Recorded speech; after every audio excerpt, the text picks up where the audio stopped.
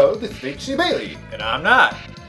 And welcome back to Let's Play Seiken Densetsu 3!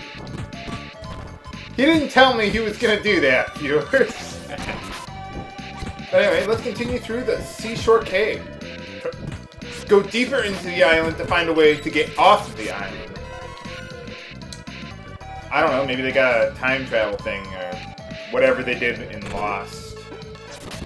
You have not watched a single episode of any modern television series ever. Well, that's mostly true. I have never seen anything from Lost. I have barely any idea what it's about. I've seen it from beginning to end.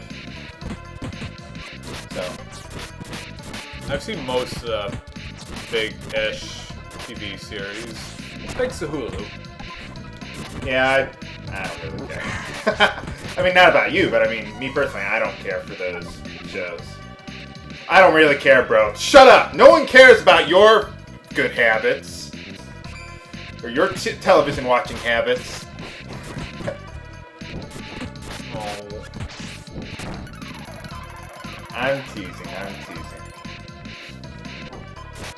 Yeah, one thing I like about this party, it's a good beat-em-up party. That's basically all you do. You just use physical attacks for the most part. It's really simple. Other parties, like the next one I'm going to use for the next LP, not so simple. Going to be a lot more magically inclined.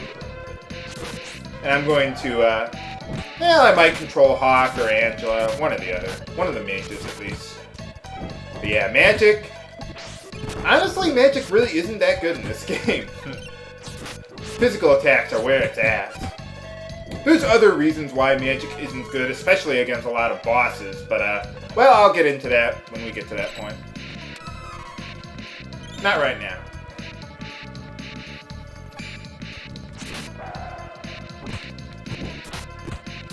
There we go. How is that thing floating in the air? We're not in the water. Magic. Yeah. A wizard did it! Man, we're getting a lot of chests here. What? Just missed it. This is gonna hurt. It's all of us. I'm gonna need some healing there. Yeah. I don't have very good spirit, I'm afraid. So, Carly does, though. Although that's probably more agility-based, I would think.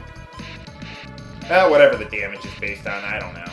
I don't care. I think it's agility in D&D that determines trap evasion for rogue-ish characters. Yeah, that's how a lot of Hawk's spells work. Which Hawk in his base class, he doesn't learn spells, but once he class changes, he will. Not right now. Not today. Maybe not tomorrow. But sooner or later. Did I just reference Casablanca? I don't know, I've seen bits and parts, but I've never actually sat down and watched it from beginning to end. I don't think I have either.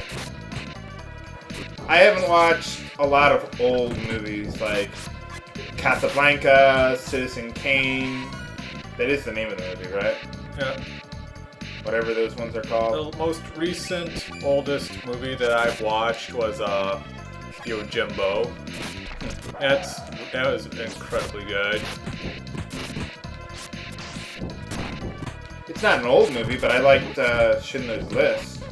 Speaking of black and white movies. I think it was, Yojimbo was like 1963 or 2. Probably the oldest movies that I like are Wizard of Oz and Goldfinger. That was pretty good. Didn't the copyright or something like that expire in Wizard of Oz recently? Yeah, they last about 75 years, so yeah, I suppose that would be about now, somewhere. Did we miss something? No, we didn't. Okay. I was like, wait a minute, did I forget to do something? No, we're still good. This is a long dungeon, folks. Most of the dungeons in this game, aside from, like, you know, major storyline things, most of them are not this long. Maybe I won't get any items that, like, prevent monsters from healing or anything like that. Or from receiving healing. Go for Vitality. it's a big item type or a item modifier in some of the items you get in Diablo 2. Ah. The bigger one is I forget what it's called, but it could prevent I think it's called Rest in Peace, and it prevents monster resurrections. Well, we get some, what is it? We get some, well, we have the Harpy's Fang right now, but obviously, you know, it's not worth using it on one enemy, you know. But, you can silence enemies. Unfortunately, you can't get silencing attacks until, like, the last 10% of the game, for the most part. So it's like, oh, man. But it is really, really good, so I can see why they did that.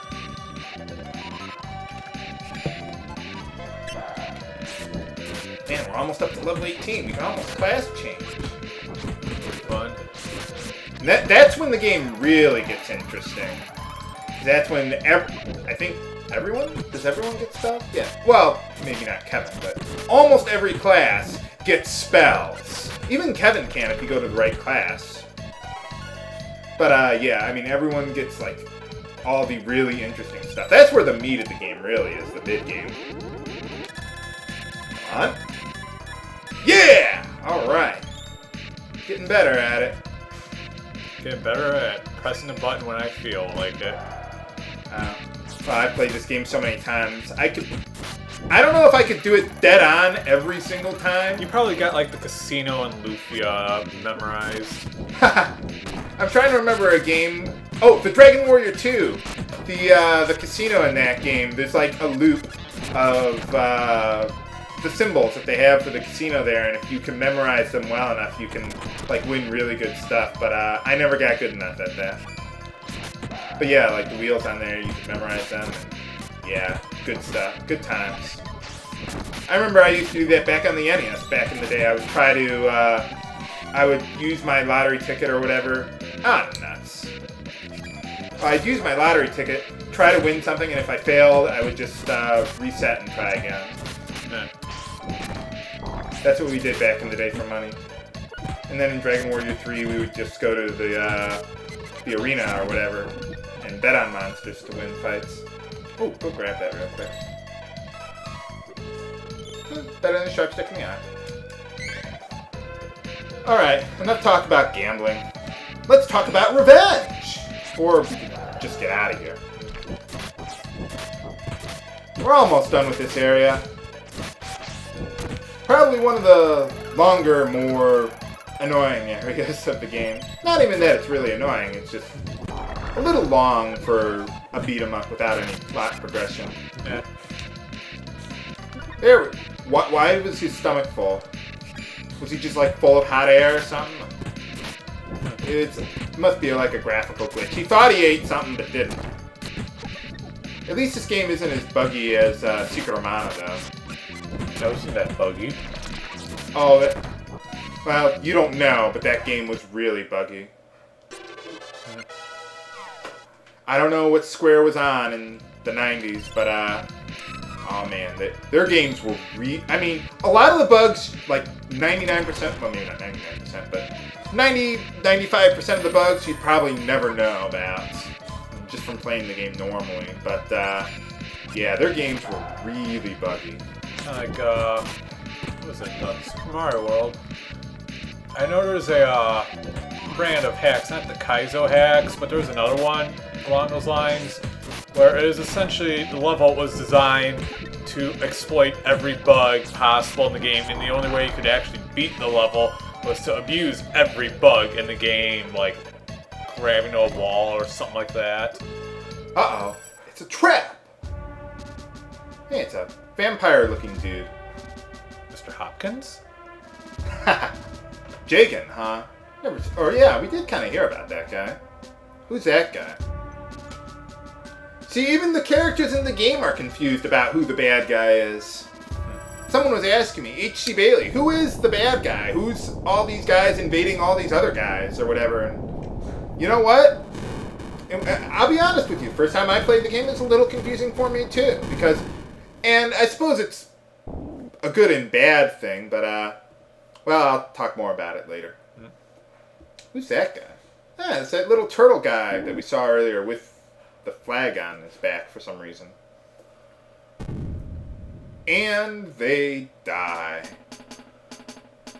Or we can make it out in time. Yay! Happy music! But yeah, that's the thing with this game. I mean, it's great that they have like 3 different paths through the game. You know, different dungeons, some different bad guys, or final bosses and things like that. So I mean, that's really cool and all. But the problem you run into on the flip side is that it does get a little confusing, though. I will be honest with you. I mean, it's a great game and all, you know, but you know, you got like 3 different bad guys invading 3 different good guys. And yeah, it's kind of confusing. Like, which kingdom invaded which again? You know? Wait until you played Disc 1 and 2 of Xenogears. It's a story to wrap your brain around. Weren't there only 2 discs for that game? Yeah. Oh, okay. You were saying like discs 1 and 2 as though there were more discs. Whatever. But anyway, we need to get back to Forsena, so let's go do that. We're right next to Maya. I really like Maya throughout the game, because if you saw on the world map there, it's very centrally located. You can blast off to Forsena, you can walk to Bazel, you can get to pretty much anywhere you want in the world from Maya. So it's really nice. Or you got the ships there too, so yeah, it's real nice and convenient. Probably going to be my base of operations for much of the game. But, yeah, hopefully he's got his aim corrected this time.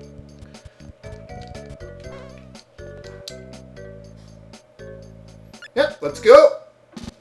He's going to give us a free ride after screwing up the last time. I guess you gave him that much gunpowder. Wouldn't you need more gunpowder for a cannon that big? I wonder how they do that in real life with human cannonballs. I mean, they have that, like, in the circus, right? I'm not sure they use actual gunpowder. Well, at least I landed on, like, 2 feet. Never mind. But anyway, let's go visit the king. Hey, we picked up another element, or spirit, whatever, along the way, dude. So you don't need to tell us how to get that one. How convenient. Yeah, how's it going? Yep, so far so good. Kind of odd that we would get them in that order. It's like in Secret Armada. It just seems so weird because I played Secret Armada so many times. Then when I played this, we get the spirits in this order. You know, and it's just so different. Same thing with like Final Fantasy 1, the order you fight the 4 fiends in that game. But anyway, that's where we go to get Undine. Oh, you know what? I forgot to do something. We gotta get an item. But I don't have room in my inventory for it. Well, I'll get it sooner or later. But anyway, we got 4 remaining spirits. And at this point in the game, it starts not so much becoming more linear. Actually, it becomes less linear. But it's more straightforward, where it's basically you go through a dungeon, you get a spirit, you go through another dungeon, maybe another town, you know, and you get the next spirit, and so on and so forth. It's not like, you know, they're going to put us on this wild goose chase like they've been doing for, you know, the first third of the game or so. So it's kind of nice, you know. Now we're just going to get down to kicking ass and taking names. Oh, I know. Beastmen are hard. Holy cow. Maybe not so much there, but throughout the game, later in the game, they get really hard. We just need some silverware. Oh, they even got silver wolves for that. Oh. Hawk has a silver dart attack. I think it's light elemental, if I recall correctly. But anyway, they got a elf village there. That's kind of what I was alluding to earlier. But Fairy King, huh? Okay, there we go. But yeah, so you could go to either Undine or Salamando first. But the other two, Luna and Dryad, you can't go for them yet. Oh, a flute. All right. Well, there we go. Just like the beach back at Maya there. First things first, though, I need to clear an inventory spot for that. So let's get rid of the Harpy's Fang. There we go. Just to put that in storage. You press the start button, you can access your storage, but not in combat. But anyway, let's grab this. Just kick the chest open. Yeah! Now we can go after whatever spirit we want to first. Undine or Salamando? Which one will we go after first? Find out next time on Let's Play Seiken Densetsu 3! I'm HC Bailey. I'm JB. Signing off. Have a good day.